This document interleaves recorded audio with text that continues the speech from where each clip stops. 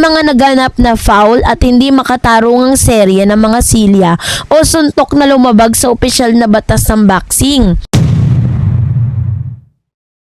Sinasabi ni Emma na paulit-ulit na gumagawa ng iligal na galaw ang kanyang kalaban para makakuha ng bentahe, pero ang mas nakakatakot at nagpataas ng presyon ng lahat ay ang naging reaksyon o ang kawalan ng reaksyon ng referee.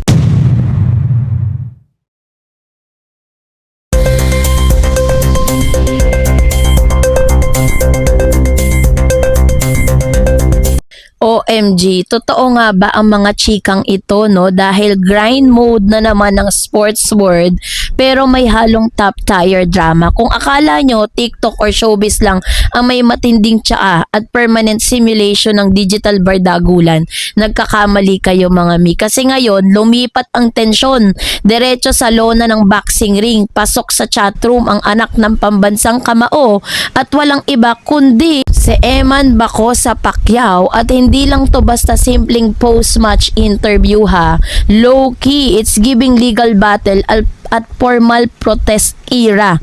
Kasi naman si Lodi ay opisyal nang naging naghain ng kanyang reklamo. So yun ang ating pag-uusapan maya-maya lang. But before that, if you haven't subscribed yet to my YouTube channel, please don't forget to like, share, and subscribe at hit mo na rin ang notification bell for more showbiz updates. So ito na nga, mabalik tayo. Si Mr. Eman Bacosa Pacquiao po ay naghain ng kanyang legal battle or formal protest era dito po sa GAB, no, ang Games and Amusement Board, laban sa kanyang naging kalaban at pati na rin sa mismong referee ng laban. As in, galit na galit ang lola mo. Walang preno at seryosong seryoso sa paghabol ng hustisya. So kumuha muna tayo ng ice coffee, maupo ng maayos at i-unpack natin tong wild sports drama na to, because honestly, it's giving full-blown action movies vibe with the sides of corporate receipt. No, so sino nga ba si Eman Bacosa Pacquiao? Para sa mga medyo nahuli sa balita o kaya naman mas babad sa sports, esports kaysa sa traditional sports, kilalanin muna natin si Eman. Kapag narinig mo ang apelidong Pacquiao, automatic na pumapasok sa utak mo ang legend, world champion at people's champ. Ang bigat ng pangalan na yan, be. Kumbaga ang gaming, si Eman ay may bit-bit na higher tier mythic title bago pa man siya pumasok sa ring. Pero si Eman, hindi lang siya umaasa sa pangalan ng tatay niya. He's low-key and building his own path, training like crazy at gustong patunayan na may sarili siyang bagsik sa kamao. He's young, passionate at may gutom na manalo. Kaya naman kapag may mga nangyayari sa tingin niya ay hindi patas o madaya sa loob ng ring, hindi lang personal na pride ang nakataya rito. Bit-bit niya ang reputasyon ng buong pamilya at ang mismong integridad ng sports na binuo ng kanyang tatay. Kaya naman hindi pwedeng basta-basta na lang palalagpasin ang kahit sinong sketchy moves, no? So wait lang, no? Dito na tayo sa juicy part, mga sis. Ano nga ba talagang nangyari sa loob ng naging mitya ng matinding protestang ngayon? So ayon sa ulat ng GMA News, Balitang Bayan, hindi naging masaya si Eman sa naging takbo ng laban niya kontra sa kanyang katunggali. Ang claim ng kampo ni Pacquiao, may mga naganap na foul at hindi makatarungang serye ng mga silya o suntok na lumabag sa opisyal na batas ng boxing. Watching the replay closely, weights that literally foul. Sabi niya, the referee, dead maira lang siya, refusing to penalize. Ang lala, diba? Sinasabi ni Emma na paulit-ulit na gumagawa ng iligal na galaw ang kanyang kalaban para makakuha ng bentahe. Pero ang mas nakakatakot at nagpataas ng presyon ng lahat ay ang naging reaksyon o ang kawalan ng reaksyon ng referee. Sa halip na umawat, magbigay ng bawas na puntos o mag-issue ng seryosong babala, tila nag-dead maira raw si rep. Para bang nakapikit ang mata o kaya naman sadyang binaliwala yung mga unfair plays. Sa boxing, ang referee ang pinakadiyos sa loob ng ring. Sila ang referee, sila ang tagapagpatupad ng batas, at sila ang dapat magsiguro na walang mamamatay o madadaya. Kapag ang referee mismo ang nagmukhang bias o incompetent, doon na talaga masisira ang buong match. Para sa kampo ni Eman, the mat was not just matting. Hindi deserve ang gaanong klaseng treatment, no? Kaya decided silang mag-escalate ng issue. So dahil dito, enter ngayon yung gab sa chat, the formal complaint era.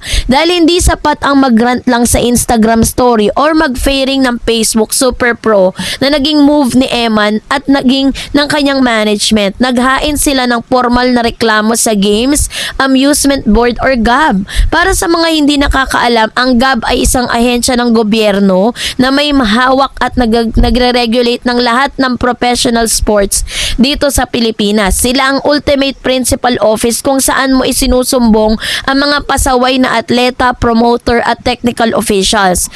Ang pagsasampa ng formal na reklamo ay nangangahulugan na may dalang mga resibo si Eman. Nagsumiti sila ng mga video review, step-by-step documentation at mga foul at official na statement kung bakit dapat imbestigahan ang lisensya ng referee at ang naging resulta ng laban. Sabi doon, it's giving. I have the screenshot, I have the screen recording, and we are going to court. High key, independent, and accountable behavior. Hindi sila natakot mag-call out ng mga nakakataas o mas matagal na sa opisyal na industriya. So, sa sportsmanship sa modernong panahon, natiin natin ang opinyon ng mga publiko. Sa dahil bilang mga matatalinong Marites at Gen Z observer, kailangan nating silipin ang magkabilang panig ng walang kinikilingan. Sa isang banda, may mga netizen kasi na nagsasabing boxing yan. Talagang physical at madumi minsan ang laro. Dapat tanggapin na lang kung ano ang naging desisyon sa loob ng ring. May mga ilan pa ngang nag-akusa na baka raw entitled lang, no? Ito pong si Mr. Eman Bacosa Pacquiao, kaya daw po niya ginagawa ang lahat ng ito. So dahil dyan, naglabas din po ng balita ang GMA News. Nagkagulo ang mga comment section sa Facebook, X at Twitter. Nagkaroon ng malawakang debate sa pagitan ng mga boxing purist at ng mga makabagong fans. Team Eman Transparency, Team Status Quo, Traditionalist, gusto ng hustisya, tama lang na i-report ng referee para maging babala sa iba pang opisyal na huwag maging pabaya, move on na lang, sabi ng iba. Part ng laro ang human error ng referee at dapat igalang ang naging resulta. Proteksyon sa atleta. Ang mga illegal na suntok ay pwedeng magdulot ng permanenteng pinsala sa utak o katawan. Sabi po ng Pacquiao privilege, may mga nag-iisip na ginagamit lang ang impluwensya ng pamilya para mabago ang laro. Grabe ang bangayan, akla. Pero kung titignan mo ng mabuti ang mga video clips na kumakalat, marami talagang sumasang-ayon na medyo sketchy ang ilang galaw ng kalaban. Talagang may pagkukulang ang referee sa pagkontrol ng laban. Ang social media ang nagsilbing malaking magnifier ng isyong ito. Kaya naman, hindi rin pwedeng upuan lang ng GAB ang reklamo ng ganoon-ganoon na lang ng katagal. Dahil viral ang usapan, monitored ng buong bansa ang kanilang susunod na hakbang. So dito, mas nagbigay ito ng mas malalim na problema sa Philippine boxing. Kung lalaliman natin ang pagsusuri, ito'y isang issue ni Eman Bacosa Pacquiao, isang manifestasyon ng na mas malaking problema sa lokal na boxing sa Pilipinas. Sa loob ng maraming taon, madalas tayong makarinig ng mga kwento ng mga boksingero na nadadaya sa mga local tournaments, mga referee na may kinikilingan o kaya naman mga promoter na hindi binibigay ang tamang premyo sa mga atleta. So dahil karamihan sa mga boksingero natin ay nagmumula sa mahihirap na pamilya, madalas ay wala silang boses o kakayahan na kumuha ng abogado o maghain ng formal na reklamo. Sa GAB, kapag nagdadaya sila, natatakot silang ma-blacklist o hindi mapatira sa mga susunod na laban. Kumbaga parang hinahayaan na lang nila yung mga ganong klase ng pangyayari kasi nga maaaring ito'y magdulot na hindi na sila magpatuloy sa boxing era nila. Natatakot silang ma-blacklist, natatakot sila na hindi na sila bigyan ng laban. Dito pumasok ang kahalaga ng posisyon ni Eman. Dahil mayroon siyang resources, pangalan at boses, ang kanyang reklamo ay nagiging kinatawan din ng lahat ng mga boksingerong nadadaya pero walang kakayahang lumaban.